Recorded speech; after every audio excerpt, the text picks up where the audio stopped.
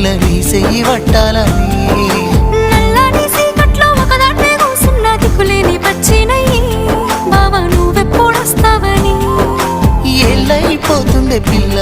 ఎన్నెలొచ్చింది మన బతుకులా ఏలైపోతుంది పిల్ల ఏలు వట్టంగా వస్తున్నాయా ఇన్నాళ్ళ ఎడబాటు ఎడవాసిపోతుందిలే ఈ సీనయ్య గుంటున్నదే సినదారా నీ కోసము ఈ దూరాన్ని చెరుపుతూ తీరాల కగిలింది అందాల ఈ మానవు